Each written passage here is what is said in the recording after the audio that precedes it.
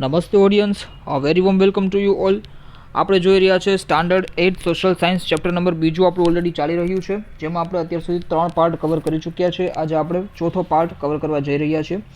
અત્યાર સુધી આપણે શું જોયું તો કે ભાઈ ફોજદારી સિસ્ટમ, ત્યારબાદ કાયમી જમાબંધી પરમાનન્ટ સેટલમેન્ટ જેને આપણે કહીએ છીએ. Next topic is Ryotwari system. હવે આજે આપણે શું જોવાનું છે તો કે મહાલવારી સિસ્ટમ, મહાલવારી પદ્ધતિ. જે લોકોએ ખાસ કરીને પાછળના લેક્ચર્સ, પાછળના પાર્ટ્સ નથી જોયા, એ લોકોને ખાસ રિક્વેસ્ટ કે પાછળના પાર્ટ્સ એક વખત જોઈ લે. હિસ્ટ્રી જે છે એને સિક્વન્સમાં જોવાનું રાખે તો સમજવાની પણ મજા આવશે, કનેક્ટિવિટી બની રહેશે. ઓલ રાઇટ, મહાલવારી સિસ્ટમની જો આપણે વાત કરીએ ખાસ કરીને તો આ પણ એક પ્રકારનું લેન્ડ રેવન્યુ સિસ્ટમ હતું. અત્યાર સુધી આપણે લેન્ડ રેવન્યુ સિસ્ટમ સમજતા આવ્યા છીએ. અલગ અલગ પ્રકારની લેન્ડ રેવન્યુ સિસ્ટમ ભારતમાં ઇમ્પ્લિમેન્ટ કરાય બ્રિટિશ ઇસ્ટ ઇન્ડિયા કંપની દ્વારા, તો એ વસ્તુ આપણે સમજવાની કોશિશ કરતા હતા. આજે આપણે લાસ્ટ આ સિસ્ટમ જે છે એ લાસ્ટ છે, ત્યારબાદ આપણે ટોપિક આખો ચેન્જ થઈ જશે. મહાલવારી સિસ્ટમની જો આપણે વાત કરીએ તો આ પણ એક પ્રકારનો લેન્ડ રેવન્યુ સિસ્ટમ છે, જેને હવે ખાસ કરીને જો અત્યાર સુધી આપણે સાઉથ ઇન્ડિયાની વાત કરી હતી રેતવાળી સિસ્ટમમાં. મહાલવાળી સિસ્ટમ જે છે એ ઇન્ડિયાના નર્ધન પાર્ટમાં, બરાબર છે, એટલે કે ઉત્તરી ભાગમાં જેને કહી શકાય કે એ પાર્ટમાં ઇમ્પ્લિમેન્ટ કરવાની આ લોકોએ કર્યું હતું. હવે ક્યાં ક્યાં નોર્થ રિજન્સ હતા એના વિશે આપણે થોડું ઘણું જોઈ લઈએ. બહુ ડિટેલમાં તો નહીં જાય, કેમ કે જે રીતના આપણને ટેક્સ્ટમાં આપેલું છે બ્રીફલી એ હિસાબથી હું તમને સમજાવવાની કોશિશ કરું છું. પણ તેમ છતાં જોઈ લ્યો કે 1801ની જો આપણે વાત કરીએ તો 1801માં અવધના નવાબે જે પ્રયાગરાજ અને એની આસપાસના ઘણા બધા રિજન્સ જે છે બ્રિટિશ ઇસ્ટ ઇન્ડિયા કંપનીને આપેલા હતા, અને એ રિજન્સ જે છે એને સીડેડ રિજન્સ કહેવાય છે. ખાસ કરીને સીડેડ ડિસ્ટ્રિક્ટ, બરાબર છે, સીડેડ ડિસ્ટ્રિક્ટ જે છે એ ખાસ કરીને કહેવાય છે. તો આ પાર્ટમાં જેને કહી શકાય ઇમ્પ્લિમેન્ટ કરાયું હતું.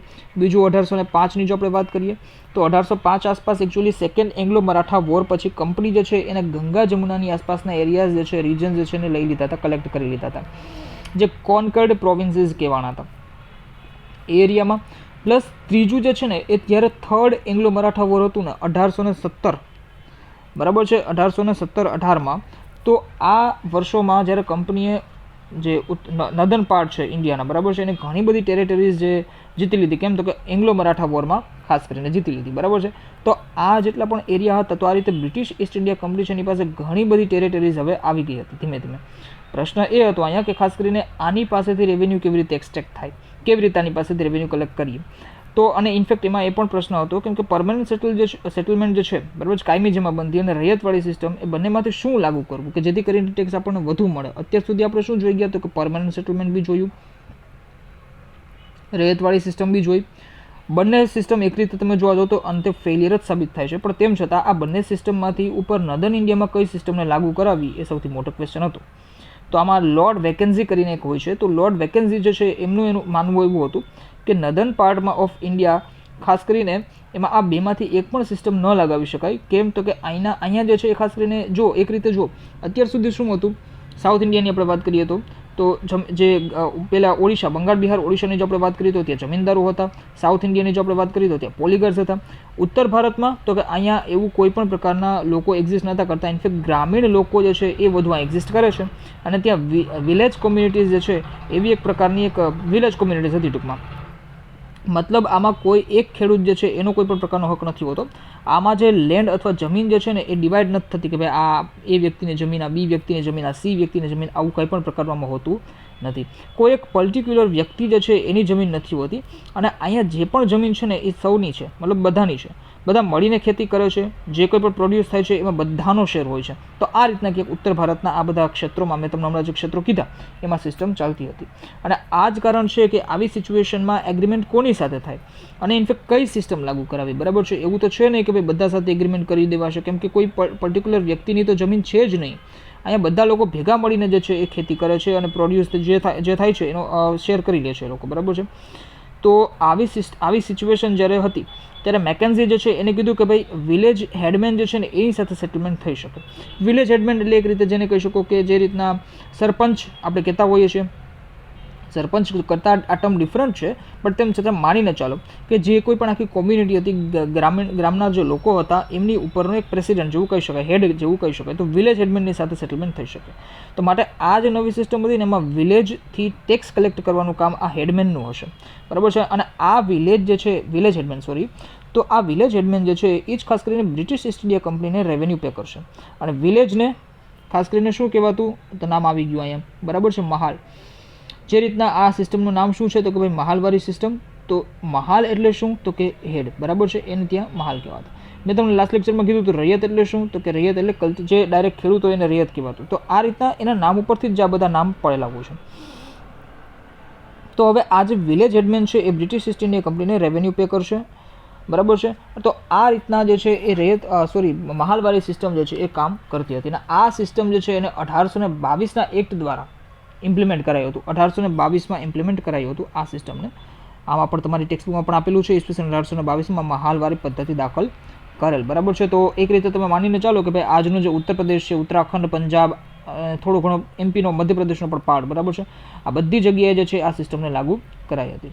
હવે આ સિસ્ટમમાં જે વિલેજ ગામડા જ હતા ને એની અંદર જેટલા પણ પ્લોટ્સ છે, બરાબર છે, એ બધાનું લેન્ડ એસેસમેન્ટ થતું અને બધાના જેને કહી શકાય કે જે પ્લોટ હોય, બરાબર છે, ને એડ કરીને કેટલો પણ પ્રોડ્યુસ થાય એના બેઝ ઉપર એક વિલેજ અથવા તો મહાલથી કેટલો ટેક્સ જનરેટ થશે ને તો એ કેલ્ક્યુલેટ અહીંયા થતું, બરાબર છે. તો અને જો વિલેજ નાના હોય, ઘણી વખત એવું બનતું કે નાના નાના ગામડા છે, તો શું કરવાનું, તો કે ભાઈ 2 થી 3 ગામડા જે છે એને એડ કરી દેવાનું અને એક મહાલ બનાવી દેવાનું. તો અલ્ટિમેટલી આ લોકોનું કામ શું હતું, તો કે મહાલ બનાવવું કામ હતું. અને આ સિસ્ટમ જે છે એ પણ ફાઇનલી આપણને જોવા મળે છે કે આ સિસ્ટમ જે છે એ ફેલિયર સાબિત થાય છે. કેમ, તો કે ખાસ કરીને રેવન્યુનો 80% જેટલો ચાર્જ જે છે આમાં વસૂલ કરાતો, તો પછી સિસ્ટમ ફેલ જ થઈ જવાની છે, બરાબર છે. તો આ રીતના એક પણ સિસ્ટમ જે છે લેન્ડ રેવન્યુ ટેક્સ કલેક્શનની એક પણ સિસ્ટમ જે છે એ સક્સેસફુલ સાબિત નથી થતી અને અલ્ટિમેટલી બધી સિસ્ટમ જે છે ધીમે ધીમે ફેલિયર જ સાબિત થાય છે. બુકમાં આપણે જોવાની કોશિશ કરીએ કે મહાલવારી પદ્ધતિનો અમલ ઉત્તર પશ્ચિમ પ્રાંત અને મધ્ય ભારતના કેટલાક પ્રદેશોમાં થયો હતો. હોલ્ટ મેકેન્ઝી નામના અંગ્રેજ અધિકારીએ 1822માં મહાલવારી પદ્ધતિ દાખલ કરેલ. બ્રિટિશ મહેસૂલી દફતર રેકોર્ડમાં ગ્રામ અથવા ગ્રામના સમૂહ માટે મહાલ શબ્દનો પ્રયોગ થતો હતો, બરાબર છે. મેં તમને સમજાવ્યું એમ મહાલનું એકમ ગ્રામ અથવા ગ્રામનો સમૂહ હતો. આ પ્રથા અનુસાર મહેસૂલનું એકમ ખેડૂતનું ખેતર નહીં પણ સમગ્ર ગ્રામ કે ગ્રામની જમીનના સમૂહનો સમાવેશ થતો હતો. કેમ કે એ બધા એરિયામાં કોઈ પણ એક વ્યક્તિનું પર્ટિક્યુલર કોઈ પણ એક વ્યક્તિનું જે છે એ ખેતર નહોતું, પરંતુ જે તમામ લોકો જે હતા, બરાબર છે, સમૂહમાં એનું ખેતર હતું. તો આ પદ્ધતિમાં ગામનું સર્વેક્ષણ કરી ખેતર અથવા ખેતરોના ઉત્પાદનની જે આવક વગેરે ધ્યાનમાં લઈ જમીન મહેસૂલ નક્કી કરવામાં આવતું હતું. આથી આ પદ્ધતિને મહાલવારી પદ્ધતિ તરીકે ઓળખાય. જમીન મહેસૂલ વસૂલ કરવાની જવાબદારી ગામના મુખીને સોંપવામાં આવી. મુખી એટલે કે વિલેજ હેડમેન, મેં જે તમને હમણાં કીધું એ જ રીતના, બરાબર છે. અંગ્રેજોએ પરંપરાથી ચાલી આવતી જમીન વ્યવસ્થામાં મૂળભૂત ફેરફારો કર્યા. પરિણામે ભારતીય ગામોની સ્થિરતા, સ્વાયત્તતા અને સાતત્ય જે છે એ છિન્ન ભિન્ન થઈ ગયા. તો આ રીતના ખાસ કરીને ઈસવીસન 1765માં બંગાળમાં દીવાની સત્તા પ્રાપ્ત કર્યા પછી કંપનીએ તેના કર્મચારીઓ પાસે બંગાળની વાર્ષિક ઉપજની માહિતી એકઠી કરાવી. કારણ કે બ્રિટન માટે બંગાળ એ યુરોપમાં નિકાસ માટે ખેત પેદાશો આપનારું ક્ષેત્ર હતું. આથી તેણે ખેત પેદાશો ઉપર પકડ જમાવી. આ રીતના ખાસ કરીને જેને કહી શકાય લેન્ડ રેવન્યુ સિસ્ટમ જે છે એ આપણે બધા સમજી ગયા. હવે નેક્સ્ટ ટોપિક આપણે જોવાનું છે ખેતીની સ્થિતિ, કે ભાઈ ખાસ કરીને એગ્રીકલ્ચર કન્ડિશન તેમાં શું હતી. નેક્સ્ટ પાર્ટ જલ્દીથી લાવવાની કોશિશ કરીશ. Thank you so much for watching this lecture. અને ખાસ કરીને જે લોકોએ હજી સુધી ચેનલને સબસ્ક્રાઇબ નથી કરી, જે લોકો ન્યૂ છે, ચેનલને સબસ્ક્રાઇબ નથી કરી, એ લોકોને ખાસ રિક્વેસ્ટ કે ચેનલને સબસ્ક્રાઇબ કરવાનું રાખો. વિડીયો પસંદ આવે છે તો લાઇક કરવાનું રાખો, કમેન્ટ સેક્શનમાં કમેન્ટ કરવાનું રાખો અને તે ઉપરાંત તમારા ફ્રેન્ડ્સ જોડે શેર કરવાનું રાખો, જેથી કરીને મને મોટિવેશન મળે. Thank you so much for watching this lecture. Stay connected with me. મળીએ નેક્સ્ટ લેક્ચરમાં. Thank you.